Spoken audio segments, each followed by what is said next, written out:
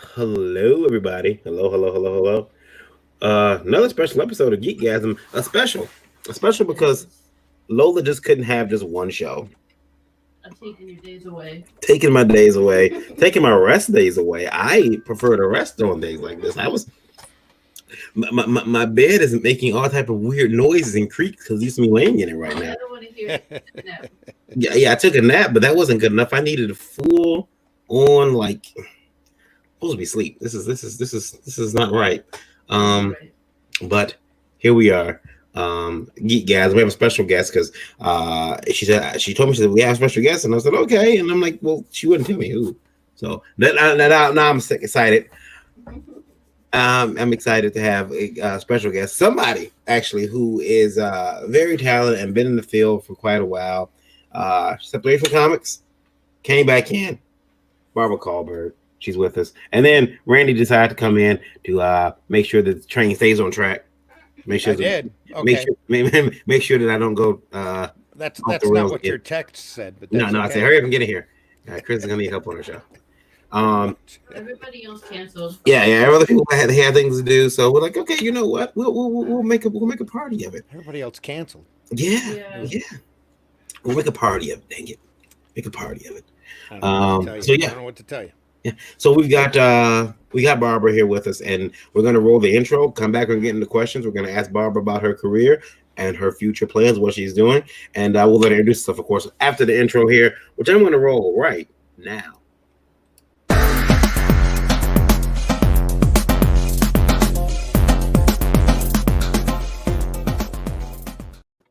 Excellent, excellent. That was really basic because of my computer. Sorry. So yeah, we got the chat. The chat's open. JR says hello, beautiful humans. Hello, hello, JR. How are you in the chat? Appreciate you hanging out with us today, sir, or tonight. Um, but again, we got Barbara with us. She's going to talk to us about her book, about her history in comics, and I would make a Barbara Unleashed joke, but Rob's not here. Sorry, Rob Anderson has a book called Barbara Unleashed, and I'm like, we got a Barbara. Here she is, and so I did send him a link. yeah, you did send him a link. That's good. That's good. He probably don't want to come in because he sees a real Barbara. He's like, oh no, um, I'm not going. I wouldn't mind. Yeah. Please introduce yourself, Barbara. My name's Barb Kjellberg, and I have been an anchor in comics for 30 years. Started in 1998, 99, or 1989, I'm sorry, um, working for Malibu, and it kind of escalated from there. I did the Ultraverse, went on to work for a whole bunch of smaller companies, Now, Innovation, Warp. Then went up to DC. I spent most of my years in the 90s with DC, did some Marvel. Um, the, the industry kind of imploded, I would say, around the year 2000, and they shuffled the talent around at DC, and I was kind of out the door when both of my editors were let go.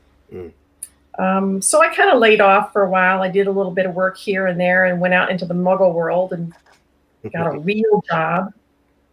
And several years ago, we paid off the house, and I got back into comics part time, um, and started working with Roland Mann over at Silverline Comics, doing Cat and Mouse, inking for them, and retired recently from the real world job and has kicked it into high gear. And I've decided at the ripe old age of 60 to expand my repertoire, and I've actually become a creator now and done my own book.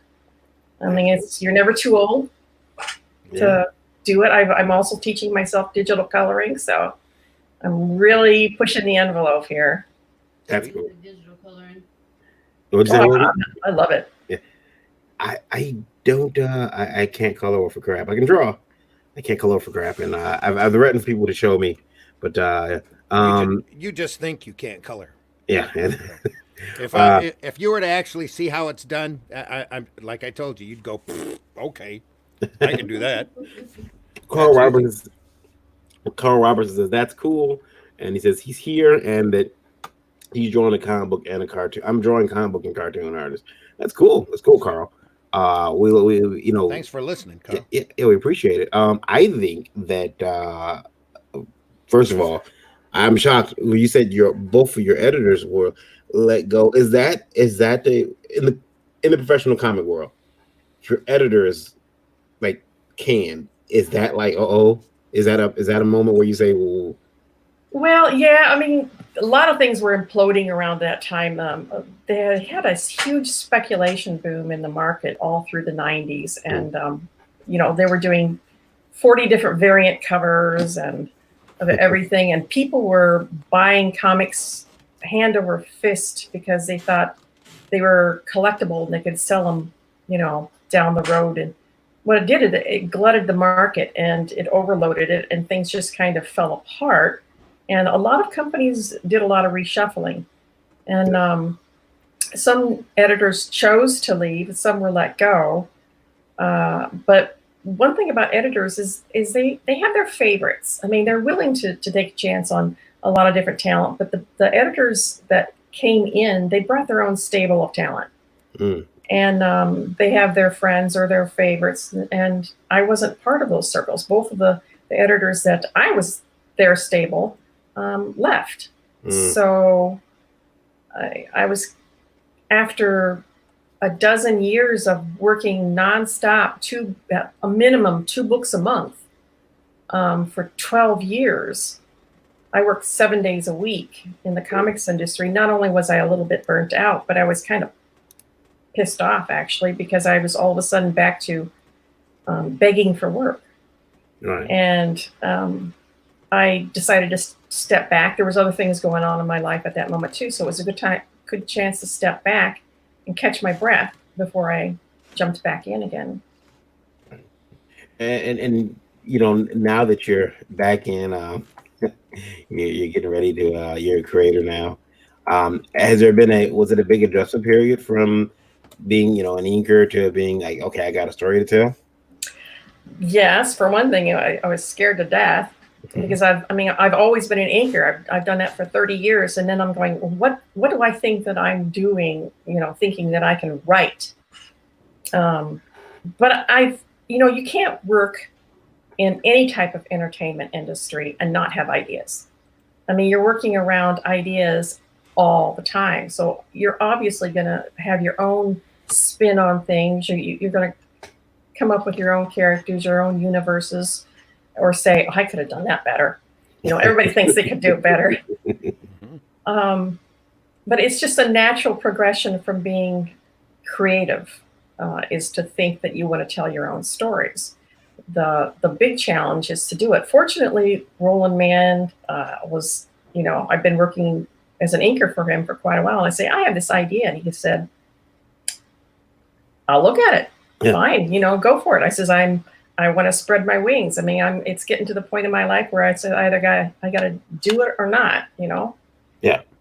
Well, I was on a show with Roland, and he was in the chat, and it was weird because I had brought Randy in, and then Roland had recognized Randy, and he's like, Randy Zimmerman? Holy crap! And I'm like, recognize the name. Yeah, and I'm like, what? Don't recognize Randy. What is going on here? And I'm like, but I forget sometimes that that was the first time I've ever seen Roland, though. I believe I did some work for him back during the Malibu days. Yeah, I was shocked that I'm like, then I always get mad. I get a little jealous when I'm in a show and I see I'm sitting with Randy or sitting near Randy, and people bring him like these stacks of books. I'm like, can you sign these? And I'm like, what? Well, Barbara's got a big career. It's done quite a few books. Oven. Yeah, I saw the link had something about hello. Hello. Hey there, cat. I've done like something over 200 books actually. So I've read over 200 books. A lot more inking than I have. That's something like 4,000 pages or so. Awesome. Ooh. It's a lot of work. But favorite book that you done? I spent 2.5 years on Impulse for DC Comics. That was he's my boy. I love Impulse. He's a little teenager Flash, and got very attached to him during the course of 2.5 years. Some of that was written by Bill Loebs, wasn't it? That's right. Yeah. Him and Craig Rousseau and I were the team for 2 years. Sweet. And then they brought in a new team.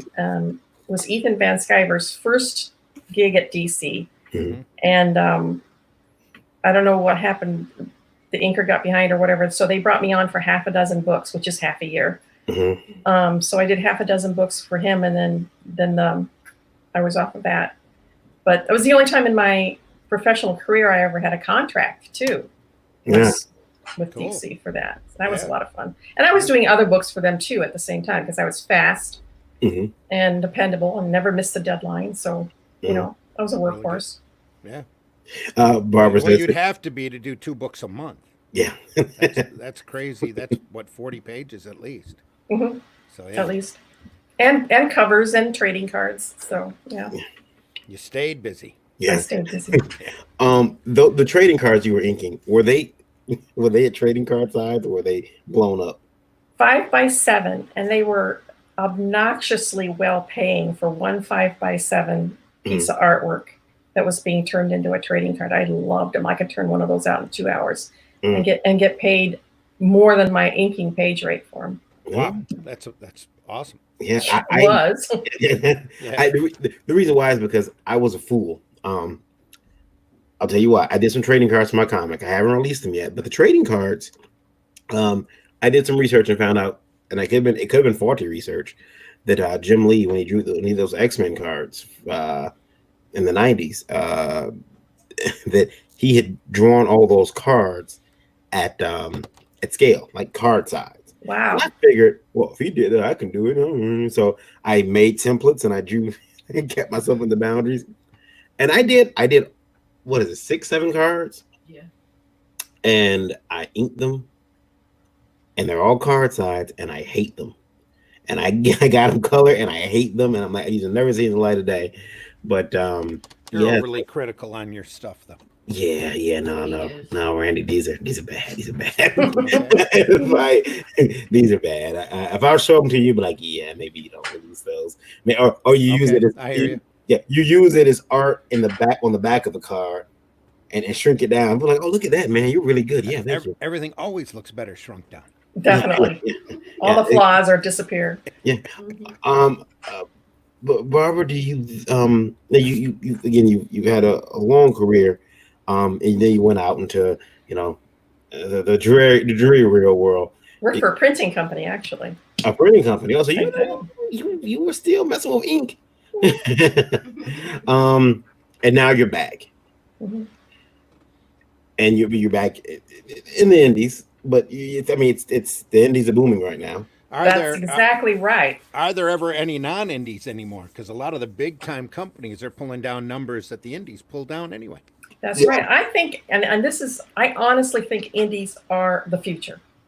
I think, how many times can you tell an origin story for Superman?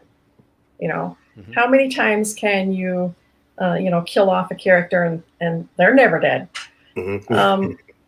There's some of these characters from DC Marvel. And don't get me wrong, I love DC Marvel. I'm an Iron Man chick, like so hard. And I love the Avengers. But these characters have been around for 40, 50 years, and there's only so many times you can tell a story. Yeah. And your really, really fresh stuff is coming out of the indies. Yeah. Dave says hello, everyone. Hello, Dave. Hey, hello. Dave. How you doing, buddy? Once again, Dave is I'm hesitant to bring Dave for Dave's video as comment on the screen. Dave has turned the corner artistically, and I don't like where it's going. No, I like where it's going. It's one of those things where you start seeing an artist like evolve. Which corner did he turn? He's just becoming too damn good, and I need him. I need him down here. I don't need him up here. Remember that Deadpool joke? Why do you need him down there? You remember the Deadpool joke? Like, hey, by the way, that was beautiful, Celine Dion. That was like up here. This is for Deadpool too. I'm gonna need you to bring it down a notch. It's too good. I'm afraid of where we're gonna be with him. He's gonna be a problem. No one's gonna get work. He's gonna have a waiting list of commissions. I'm trying to eat, and now if Dave gets too good, it's gonna be hard for me to eat. Joe Cotton in there says, Randy, Joe Cotton says eyes lollipop, and then he Yeah. says Randy. Hey Joe, how you doing? So, Barbara, you mentioned that now being back, and you mentioned off air that and I guess I can say it, but you were gonna be doing a lot of wizard shows this year, Mhm. but because of current conditions, we're all stuck in the house. Yep. Um, is that getting to you yet, or has doing your new book Divinity saved you at all? Oh my God, I've been so busy trying to get ready for this Kickstarter. I haven't even noticed that I haven't been outside. Not that I don't get out. We walk every day. You got to get some exercise, or you'll probably kill your spouse. But but no, I mean the life of an artist doesn't change a whole lot when you're in isolation or not. You're stuck at the drawing board all the time. So, or you're trying to put together press releases, or you're stuck in board meetings, hashing out, plots or promos or whatever. Owen says, indie creators make stories they like and want to make, where the big three make comics for a vocal minority that don't buy comics. Oh yes, that's very true. That's very true. I think that with me, I haven't bought. I mean, I'll buy some super spectaculars, but I don't really buy big or collections of books. But I really don't buy I broke my habit of going to the store every Wednesday, dropping that. I mean, I got to the point where I was spending and I know this because I was getting yelled at about it. I was dropping $60 to $80 a week. And well, you also got to remember that like DC, Marvel, and the larger companies like that, they are accountable to a corporation. Mm-hmm. And those corporations also have a say and they have to maintain a certain public appearance. Mm-hmm. So while they may have come across a storyline that's really actually great, the bean counters or the corporate people might look at that and say, "Oh, we don't want to be associated with that type of story," and they might, squash it. So they have to kind of play it safe. Yeah. I was just listening to the Fourth Age talk about that, about the mandates from on high at corporate. Like, oh no, you don't. We have an agenda, and you're gonna follow it.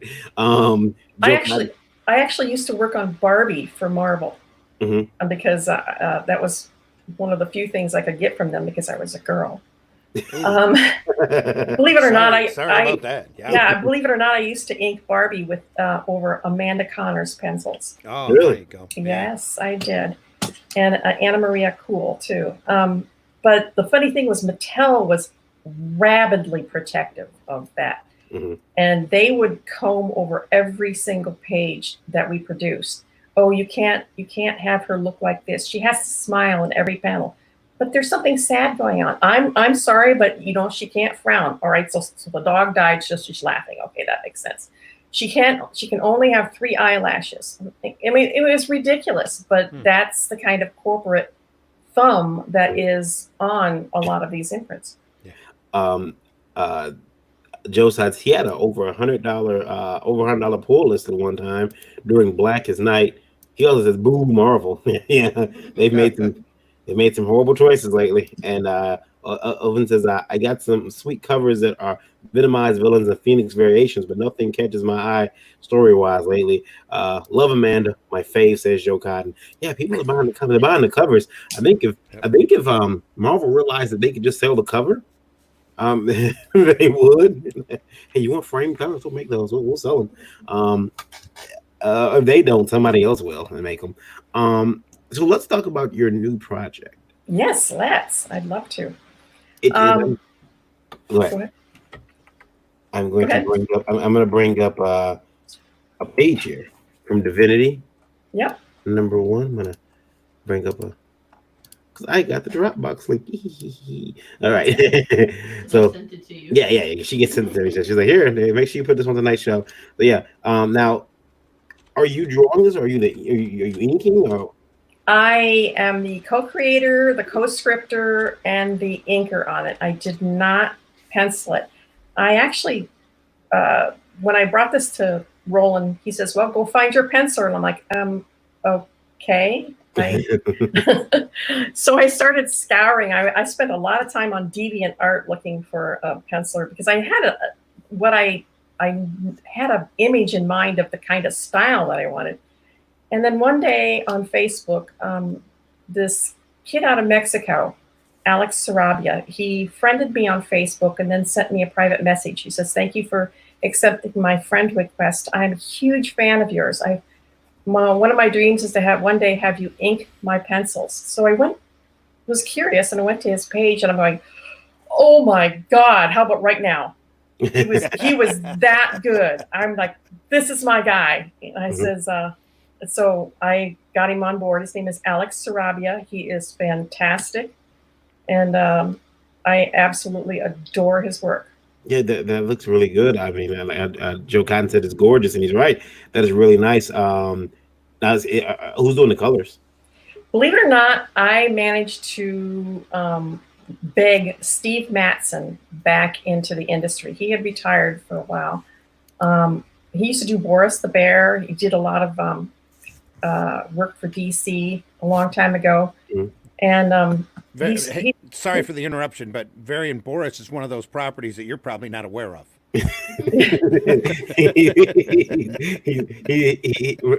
Randy is unfortunately right. So, I'm gonna have to look Boris the Bear, but see, his education barely starts at Michael Turner. Oh, okay.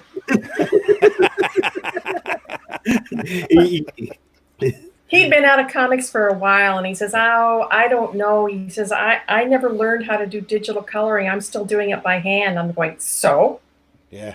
That's actually, a specialty now. It used to be everything was done by hand, and when we got into digital coloring, then that became the thing. Well, now digital coloring is kind of passé, so it's kind of a boutique look. Like, oh, my book is hand colored. Yeah, I want to scroll some more because you got some art from interiors for the book. That is a very nice comic book punch. I almost seen one person get hit like that in real life, and wow, was it a hit? But I like this. Now this is again art from interiors of the book. Really good. Yeah, it's like I think like hand colored, but this looks good. Yeah. Oh, there you go. There you go. Yeah. Hand colored, but this looks good. Yeah. That's great stuff. Yeah. It's like, well, I remember being, like when I was like, again, my education was, dude, move on to digital colors, but that looks really good. Like there's a lot of variance in the colors. Like I was told you can't get those color values unless you're going digital. Yeah. Well, it takes I don't know the who told you that. Yeah. Yeah. Well, again, what era I'm from.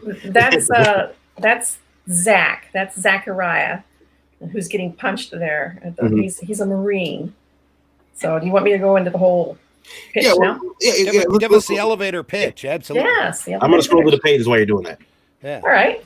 Well, the story is about an 11-year-old girl, and that's her divinity. That's a Jeff Johnson piece, by the way. For the divinity for the Kickstarter. I've got several sweet pieces of artwork that have been donated by friends of mine. Kevin West, Jeff Johnson. That's Kevin West. Yeah, that Kevin West piece is nice. Yeah. And that's Mitch Faust in my inks. And that's Alex Sarabia's. That's the character study. And there we go back to the comic.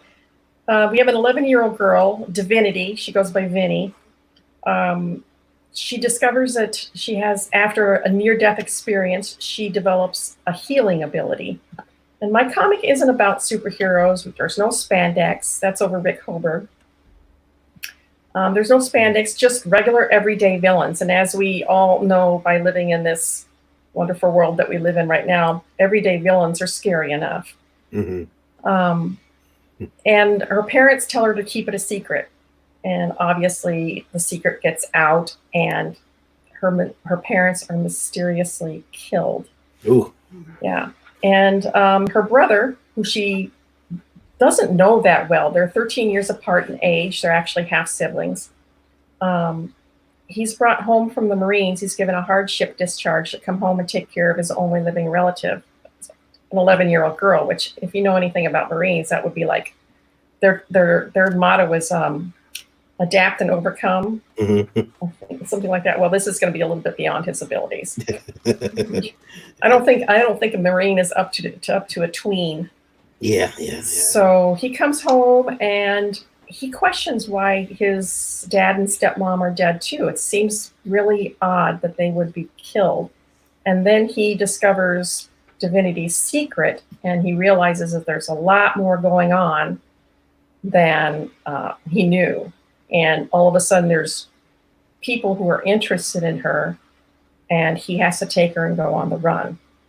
So we get in future issues it'll be a road show, basically, it's a supernatural type thing where they're on the road and running from various evil machinations. There's an evil cabal, which will be the overarching villain that is constantly after Vinny for her abilities, and along the way they'll run across corporations who want to get their hands on her, big pharma, government, black ops, religious fanatics. Think about it. If you really, really think about what would your life be like if all of a sudden you could heal. Yeah. And I did not set out to make this as timely as it is now. It just happened that way because this has been in the work for over a year. But what would you do if you knew that there was somebody out there that could heal? Yeah. I'd and what would your life be like? I can imagine the government be well after you. Oh yeah. Love these covers. These are really nice. And and then there's another page is Divinity. They're I like her style with the beanie cap. It's pretty cool. She's I wear a hat close to that almost every day. Keeps my hair manageable. Yes. Yeah, it was really good. And you're going to Kickstarter with us. Now, have you launched Kickstarter yet? It starts Tuesday. Sweet. We have got to get all on that. And we were joined in the during your pitch by Cat Dad and Supermom. I messed it up earlier. Cat Dad and Supermom, as well as creator of Barbara Unleashed, which now Rob, we got Barbara. She actually is unleashed. There she is, right there. We love that. I love that. What's that called? Synergy. When it happens, it's but he's got a Kickstarter going right now. Cat Dad and Supermom, his campaign is ongoing. Yours is gonna start on Tuesday. Looks like I got a lot of money going to Kickstarter's coffers. Not too happy about that. You got to slow that down. You got to slow that down. Could you time and pace out your? It's pretty well timed. Rob's campaign is stopping and Divinity is starting, right? Yeah. And this was kind of a scary time for a decision for us because, everybody's hard up for cash right now. But then again, nobody's putting out comics right now either. This is like a desert out there as far as your normal books. So this is the time to sell. People are looking for something to read. Yep. Yeah. Rob, you have your hand up. I see you. What's up? There are 35% less people on Kickstarter right now, yet despite there being 35% less projects, there's actually more sales, more money being generated by Kickstarter right now than it was a year ago. People are, Barbara's right, people are going, they still have their money, they're not spending. We keep talking about this and we're forgetting one thing. When you're not going out, you're also not going to the bar. You're not getting entertainment. That's right. You're stuck at home. There is expendable income. Plus, remember, I didn't get it, but I heard there were these stimulus checks going around. I wouldn't know personally, and apparently there's talk of another stimulus check that I'll never get. So it's our job as creators to keep creating and keep getting paid for what we do. It's That's just right. fair. It was a gamble that we think that is going to pay off because you are absolutely correct. People are spending more time in front of their computer screens. There aren't any comics out there rolling in on a regular basis. There's, the whole pencils down thing. And now's the time to find that fresh new book that you are looking for because you're bored with everything else. Yeah. And that looks this Divinity looks really good. I think I'll be there Tuesday. That's Mel Ruby's cover. Oh, isn't that beautiful? Yeah. I colored it. I did not ink the cover. I inked the piece that we're selling, but I didn't ink the cover for that. But I did color it. That's cool. That looks really good. Yeah, I like that cover too. I will be there Tuesday. I'm gonna maybe I can get back or one. Maybe I can be back at number one. Let's see if I can do it. If you're quick. I'm always late. People like my campaign launch. Oh crap! And I run over there and it's like backer number 54. And unless you're wild, you have to pretty much threaten me to go back. Well, another thing that I wanted to put into the book was not just one non-ending action adventure, bad guy against good guy. I also wanted to throw in some humanity in there. I mean, we've got a 24-year-old Marine and an 11-year-old tween, and that's bound to be a volatile mix. They're going to hate each other at first. They're not going to get along. He's not going to understand her. She's going to hate him. Blah blah blah. I wanted to throw that in because they're going to have to learn how to be a family. Yeah, that's really cool. I want to read the whole thing now, but this is issue 1, so you gotta. Now, how many pages is that going to be? I think the first one's 24. Okay, all right, 24 pages. I want to read the whole thing now. Come on, don't do this to me, Barbara.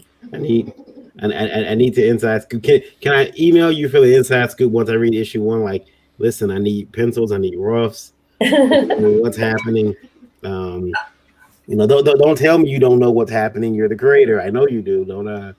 Well, if it's this is a great compliment, but Maggie Thompson, I sent it to her to review, and she's got a blurb on the Kickstarter too. She goes, "What happens next?" So at the end of it, she goes, the sign of a good story is you want to know what happens next, and I want to know what happens next. So I guess it works. I say little smart mouth stuff to my son all the time, and I told him very similar to what you said. The sign of a good story is you want to know what happens to the characters next. The sign of a bad story is you want to know what happens to the creative team next. I've been on books like that. See, you've been on books like that. You're like, somebody fired this guy. Who's we in the very early piss and vinegar days of Indie Volt, we had this thing where me and Randy would talk about what we would do if given an opportunity to walk into one of the big tier publishers, and and Randy started up with the alarm clock. Was it alarm or timer? Timer. One of those old fashioned sands through the hourglass timers. I'd set it on the counter. I'd turn it over, and I'd tell the person across the desk from me to tell me their best story. Yeah. We see how it went by the time the egg timer was done. Yeah. And if they didn't entertain them, they were they were out the door. They were joining the ranks of the unemployed. And we just weren't hiring them. That's all. Nah, okay. Well, you already hired them. Where they go from there is beyond me. Well, walking into the offices of DC and Marvel, either one is a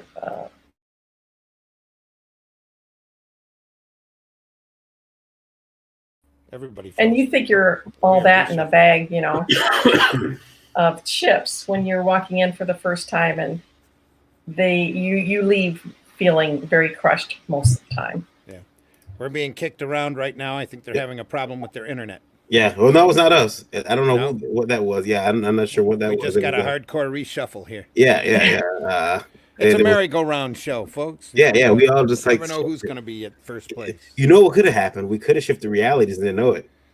That's probably what happened. We all we might have. We just went into a parallel reality. Yeah. Check my bank account. Yeah, exactly. Yeah. Maybe your stimulus check came in. No, they actually took money. That's the only difference. Oh, is that what it is? When we reshuffled? I'm poor? What? What? How did this happen? That's how you know you haven't entered a parallel universe yet. Your bank account is exactly the same. What's the most crushing refusal you've ever gotten? For me, I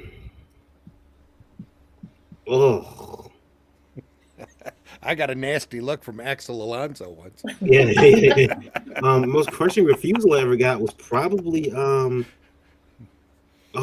man, it was you're talking about comic related, right? Yeah. Yeah. was oh, I know. A gentleman I knew looked at my portfolio, and he looked at, he says, you're gonna put these pages, this is your book. I said, yeah. He says, yeah, look, concentrate on the things you like in this.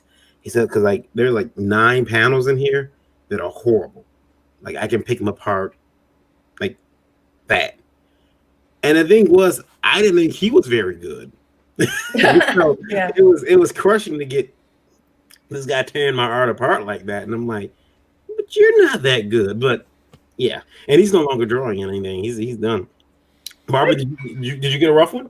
Well, I mean, I've had my art picked apart multiple times, and I mean, if you can't take that, you're in the wrong industry. You know, Yeah. you got to have a tough skin, and I'd rather have that actually than something really snarky. And the first time I went out to New York, went into DC, sat down with a well-known editor, and I don't name names, so I'm not going to tell you who.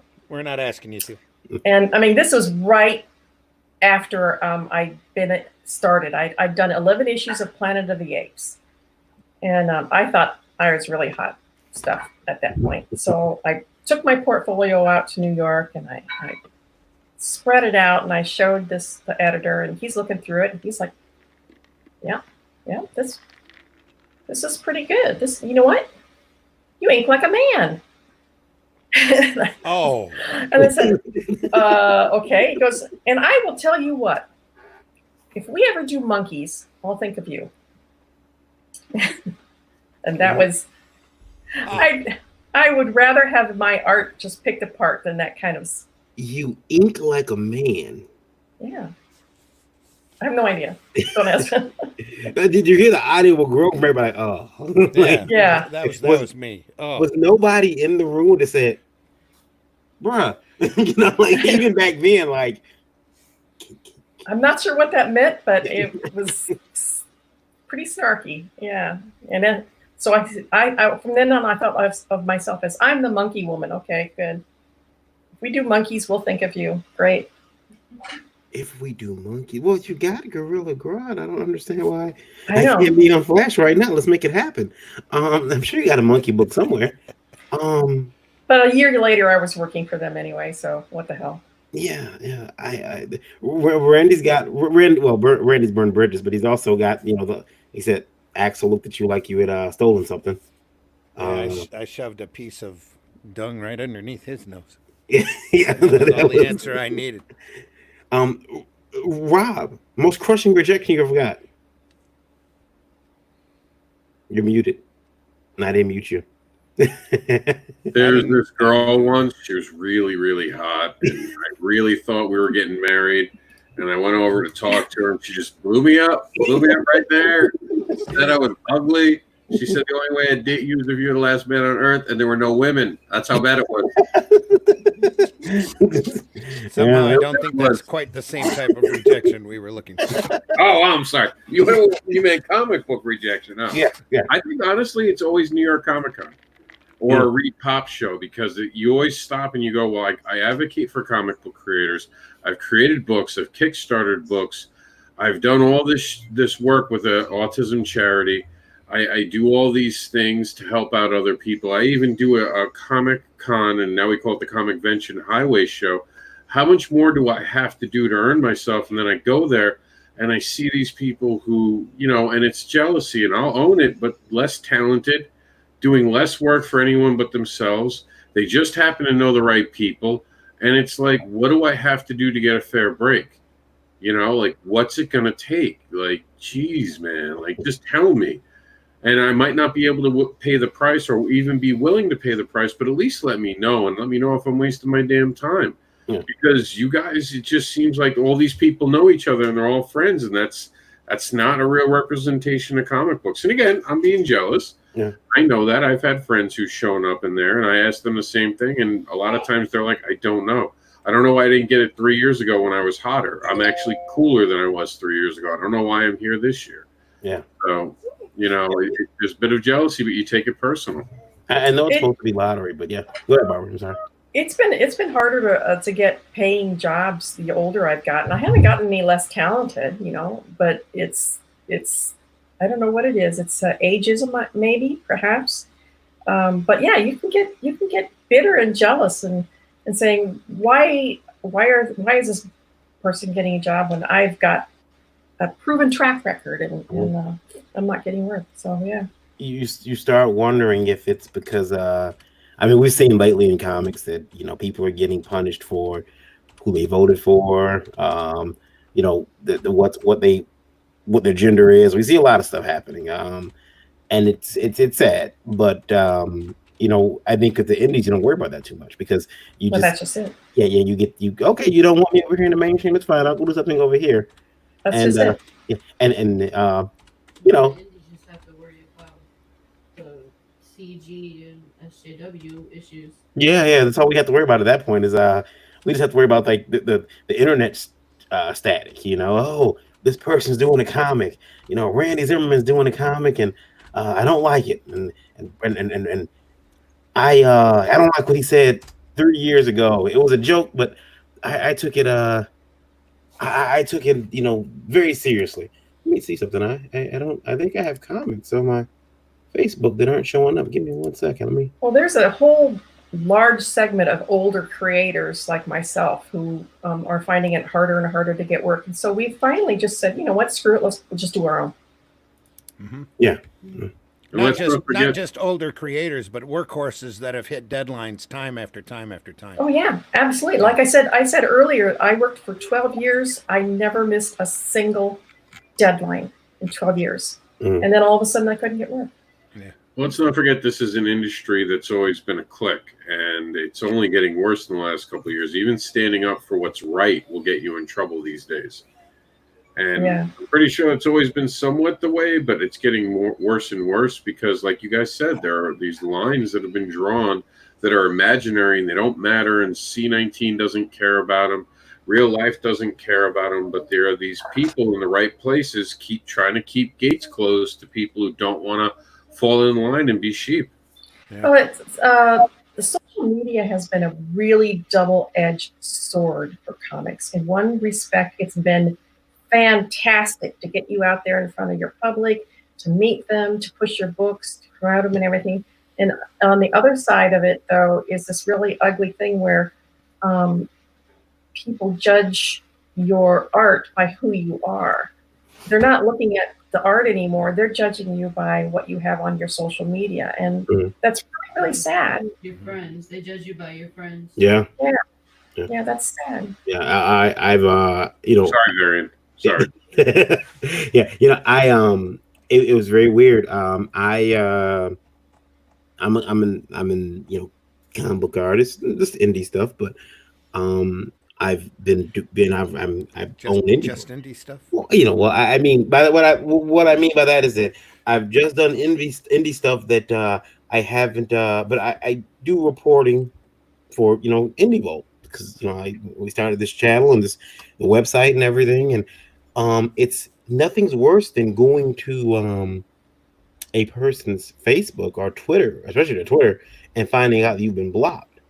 It's like, well, how do I get the news? I don't have an agenda. I just want to get the news. You posted you got a new book coming out. Let me go verify. And I can't even verify that you got a new book coming out because you blocked me because I follow someone else who I want to get the news from, or that we report on our site.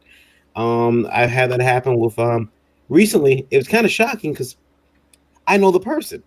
I've known the person personally back when they were a cashier at a local store.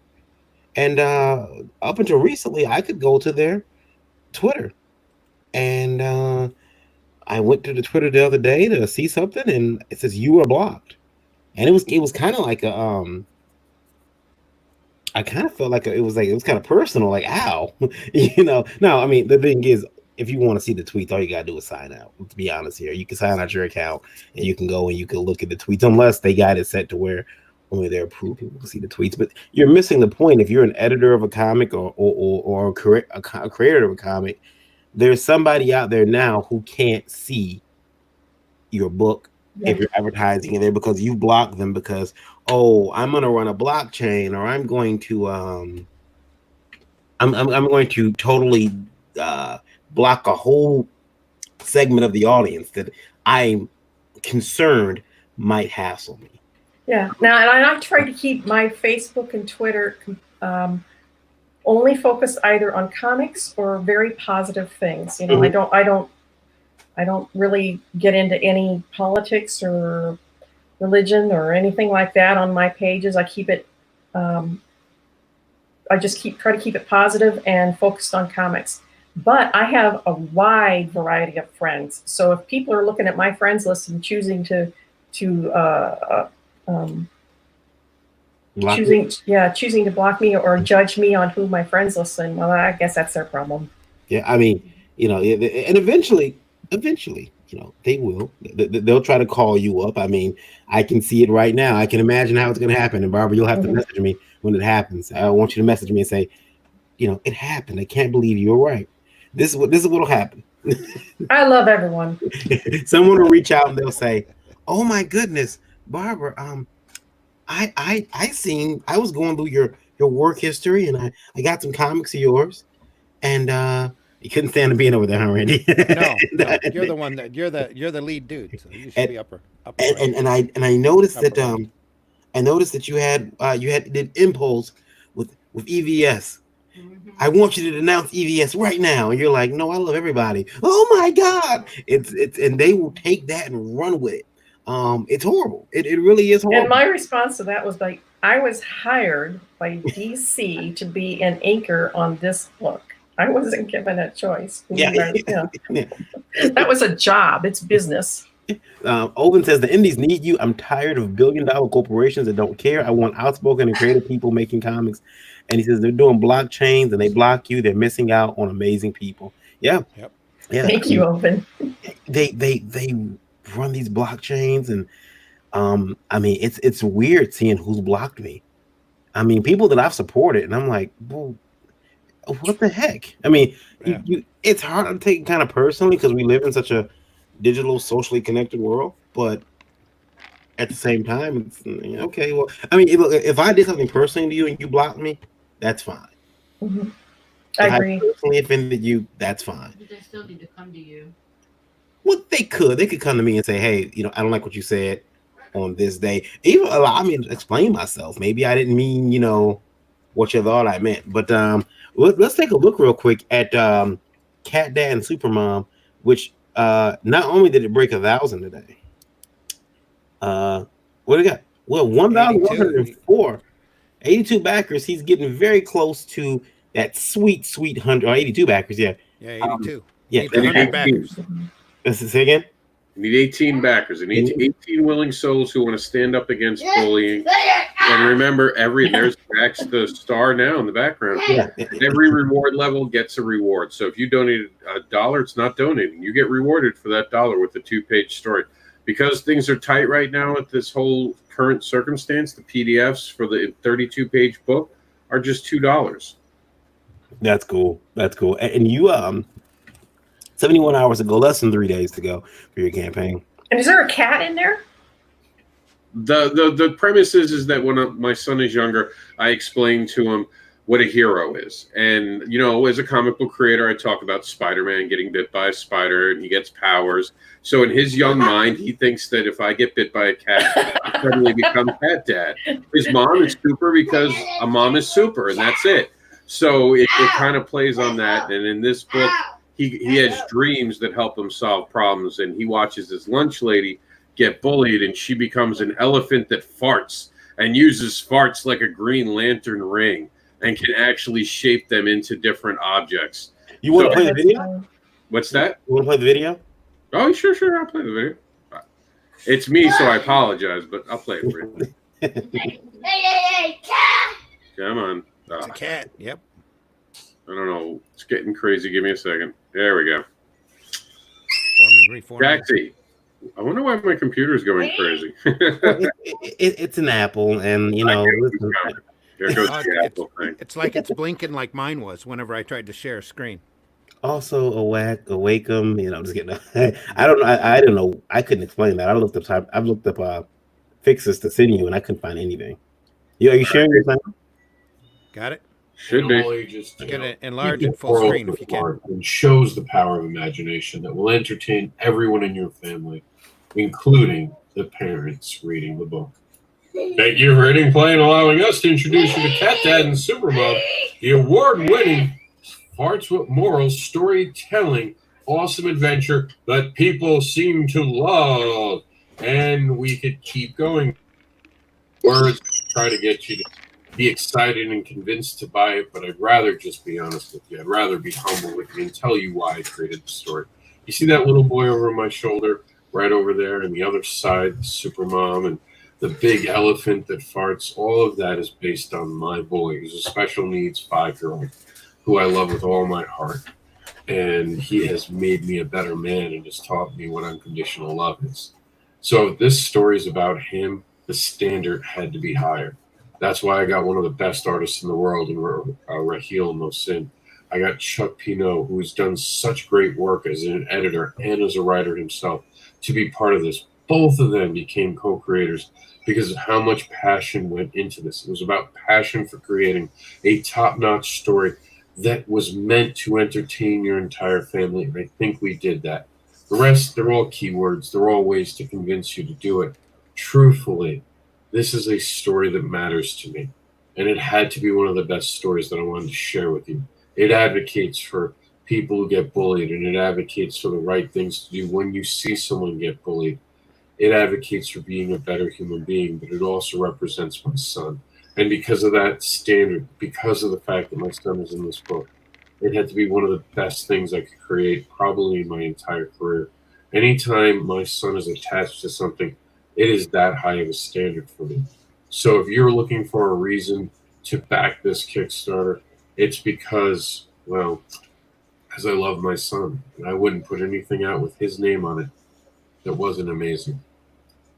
Thank you for watching, sharing, and backing Cat Dad and Supermom, and Ella Fart never forgets. And of course, I had the Rudolph the Red-Nosed Reindeer nose. That's super.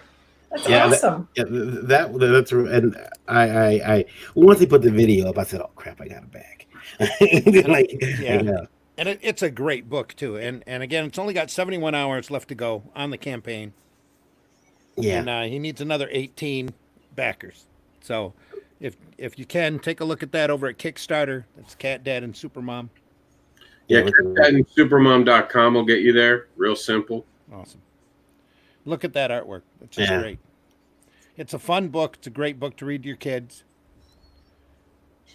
It's a great book for your kids to read. Yeah, I bought it, and I'm looking forward to it. Plus, I know that Rob, unlike some people, he has a 100% fill rate. He makes sure the books get out. Very nice work, Rob. And 71 hours left. Need to get 100 backers.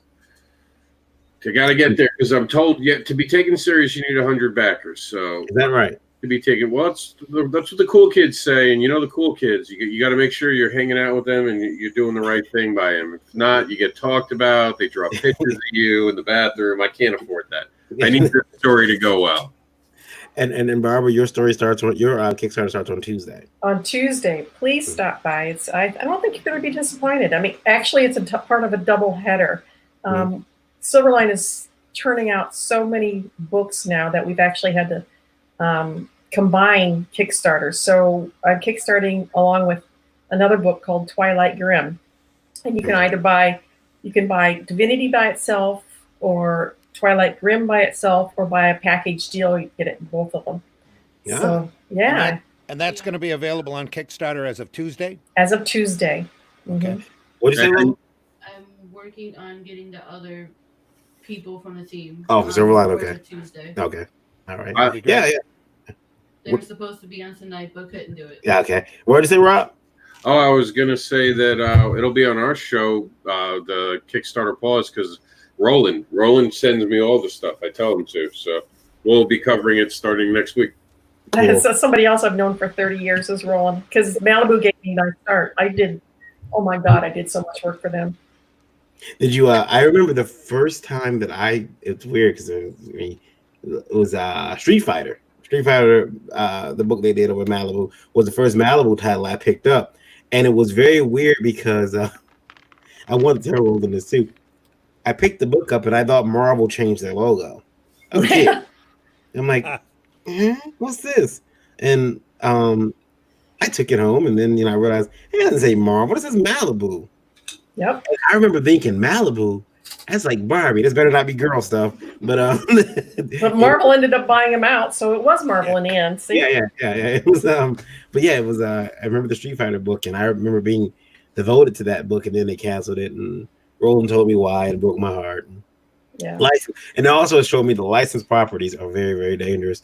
But Barbara, what do you think about me and Randy keep talking about how great it is to see comics, when Diamond is kind of imploded in a way. They ceased production or distribution. They're coming back on the 20th, is it, Randy? 20th of May? I think it's 27th.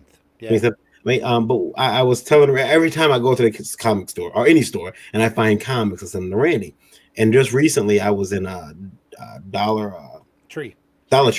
Yeah. And I seen actually Lola said, look, here's some comics. And I went over to them and I like, no, these aren't comics. And I picked them from the yard. High quality, slick paper comics from a company called Peachtree Playthings. And they're out of Georgia. They're out of Marietta, Georgia. They have licensing for all sorts of mostly it looks like dollar store tchotchkes. Oh, Yeah. Coloring books, color by number books, and little play sets, all sorts of mostly like almost, I hate to say it, cheap plastic toys. Yeah. But here they are doing dipping their toes into Hi, comics. Scott. Scott says he says, I just back Cat Down Supermom. Great seeing you, Barb. Looking forward to Divinity and Twilight Grim. Make mine Silverline. Thank you, Scott. Appreciate it. Rob's not here right now, but he'll be back. Oh, there he is. There he is. I came up with that tagline, by the way. Make mine Silverline. That's mine. Very cool. That's the reason we have Barbara on tonight. Oh, is he? Okay. Yes. All right. Thank you, Scott. Scott Lola says you're the reason we have Barbara on tonight. Thank you, Scott. Cool. Appreciate it.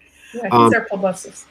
And Barbara, we should try to get you on IndieVolt Live, which is Tuesday nights at 9. Your campaign will be launched. Yeah. Yes, Yeah, we should try to get you on there and at least give us an update. Rob, your hand is up. I acknowledge you. Thank you. Scott, Chuck will be reaching out to you next week. It was with Cat Dad and all that. We haven't had the ability because we're going to be doing reviews for Silverline through Comic Book Advocates, and Chuck is going to be doing a lot of the reviews. So we're going to reach out as soon as Cat Dad and Supermom's done so we can give you undivided attention because both of us are promoting the book right now. We didn't want to start something we couldn't dedicate ourselves to. Now, Silverline started out with just doing one book, Cat and Mouse, and then somebody else says, well, can I do something with you guys? Well, yeah. And then somebody else, well, how do I do this? And all of a sudden we've got all of these books and more coming on board. So maybe one of these days we'll be a real boy. I've seen the reaction to what you guys are doing at shows because I live in Florida and me and Roland run into each other a lot. You guys are a real boy already. You guys are drawing attention and people are interested. Well, I'm the CFO, so, Yeah, you have to. You're in Madison, Wisconsin. I am. And, so I now know if Wizard brings back their Madison, Wisconsin show, I'll know someone up there. I can say I'm upset. I'm gonna call Barb. 1 second. Wait, don't call her. That's what they'll say. Don't call her. No, I'm calling her right now. I don't think Wizard's going to come back this year because the last year, the first few years they were here were fantastic. They were great shows. And then the last year that they were here, just this past September, it was October. It was on Halloween weekend. It was an absolute bust. And they were very disappointed. I don't think they're going to come back. Yeah. Well, it's kind of their mistake for coming out on Halloween weekend. Well, that's what I thought, but well. Another show was trying to get Halloween weekend, and So make MegaCon. Rob's been sick about it all day. How are you feeling, Rob? By the way, a little bit better. Well, I took a nap with my little boy, and we went to the nap zone, and we figured out that you can only do what you can do. The rest of it's out of your control, and you can't be too upset about it. We've already begun, and you were part of this conversation. We're trying to figure out how to get a show that can promote creators, sell their comics, and cut out the middlemen, so it's going directly from the creator to the fan. So we're gonna make adjustments. We're gonna evolve so we don't die. Yeah. Yep. Yeah. Right now we're and I think that's part of the dollar tree thing I was mentioning is that this industry finds a way to keep thriving, and now so you got books in Dollar Tree. I'd like to find a way to get indies into the retail shops. Yeah, you got well, you got we got Walmart now. yeah, you got the Allegiance The Art Allegiance books Arts books. Yeah, I in just got Walmart. mine today. So Did you? Yeah, yep, we can do a full book report on Tuesday if you want. Yeah, those are all on Walmart. I meant to ask you guys, how much are the books? Because I want to go out and get them. I just don't know if I have to order them or not. No, you can go- $4.98. yeah. They're in Walmart. Just check your book section, your electronic section, your magazine You can section. do a scavenger hunt. Yeah. And that's one thing that Silverline does do is our during our Kickstarters, we run a retailer special on our Kickstarters too. Right. Mhm. Yeah, that's good. Yeah. You got to try to get the retailers to get some books in there and try to get them. You got to offer them perks. I've seen some people do that. They have retailer perks at $45. It gets you like a bunch of copies of a book if you're a retailer. I know one person. They were like, "Well, we'll do that, but you got to prove your brick and mortar store first. So once you back that campaign, they need you to send an email in and prove that you were." I can understand that though. They want to make sure that some slick person wasn't trying to figure out how to get that those books and resell them. Yeah. I want to thank everybody for joining us. I also want to. We got on Indie Vote Radio. We got up to 7,160 people listening on Indie Vote Radio. Awesome. One of the questions, it was one question that I seen. One of them said it was from. Oh, okay, that's from Australia. I'm sorry. It's just they changed sometimes it says Australia, sometimes it says AU, sometimes it says AUS. It's from Australia, and it asks about biases. And I think you covered that though. Biases being a female working in the male-dominated industry, especially as an inker. I like you said, you ink like a man. I mean, I'm so glad that those attitudes have changed for the most part.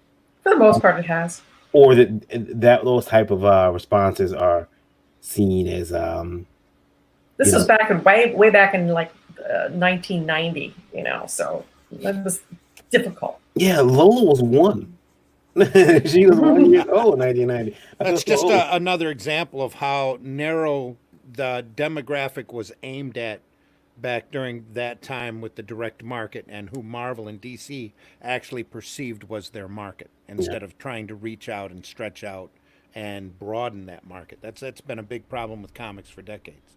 Yeah, and let's face it. I mean, I've seen some things that have been said. I remember checking my wife's messages, or I'll have her phone. Somebody will message her, "Hey, baby, what's up?" And she's like, "Oh, this idiot." And then she'll ignore the messages. And finally, I think one day she looked at the first, what the heck? And a guy messaged her, "Well, F you then, B word." No, I walked in the room and I said, "Well, I guess I'm a bitch." Yeah. And then she handed me the phone, and I'm like, and she hadn't said anything to this guy, but he just got mad because she would not acknowledge his hellos. Hi, hey, babies. Hi, but then he started going off like, "Oh, you're sexy. Do this and that." So she wouldn't acknowledge his, hey, stuff like that. So he decided she was a bitch, and it's like, well, what part of my profile that says I'm married do you not understand? I mean, but I'm glad that some of these and the people who do this have been kind of dragged out. There's still some in the industry, there's still some incidences. That's true, but it's improving all the time. Barbara, I want to thank you for being on. We're gonna get you back on Tuesday so we can follow up and see how Divinity is doing, and see if we can get you some more people live on Indie Vote Live this Tuesday, if you're free. If you're not, I think I have a podcast this Tuesday. Let me just double check, but I think I do. But I'm probably available. I'll contact you. Okay, yeah. I want to come back, but I think I've got one on Tuesday. Yeah. I also we definitely want you back on, and any other Silverline talent that wants to come on, they're more. I'll drag Roland on with me. Yeah, it'd be great to have him on. Yeah, I sent Roland a message. He was busy that night, but we're gonna definitely get Roland on too. I think that this is also. I want to congratulate Lola for having the cleanest Geekgasm ever. There's been no words. There's been no sexual innuendo. Oh my goodness, it's great. We're totally professional today. Awesome. Thank you guys for being on. Rob, thank you. I appreciate you guys Yeah. coming on. Yeah, Barbara, Randy, welcome. thank you for coming. Yep. Thank you guys for listening. Just Please, plug. if you're listening on Indie Vote Radio, head over to YouTube, subscribe, give the video a like. Lola will appreciate it, and we will see you back here. I'll see you back here tomorrow night at 9 for Art of War. And Need those 18 backers for Rob. yeah, 18 backers from Rob. Cat Dad and Supermom on Kickstarter, Mhm. then Divinity and Twisted Rim on Kickstarter. As of, Twilight is Grim. that right? Twilight Grim. Sorry, Twilight Rim. Yeah, Twisted Rim. New book. I'll write it. Yeah. There we go. Yeah, that starts on Tuesday. Yes, on Tuesday. Yeah. Twilight Grim starts on Tuesday. Twilight Grim. Twisted Yeah. Rim starts on Friday. Twisted Rims on my bike. Yeah. My apologies. Yeah. Jax doesn't want to wave. Yeah, Jax doesn't want to wait to us. It's okay, Hey, Jax. Jax. We'll see everybody soon. Everybody stay happy, stay healthy. Please. And we'll see you soon.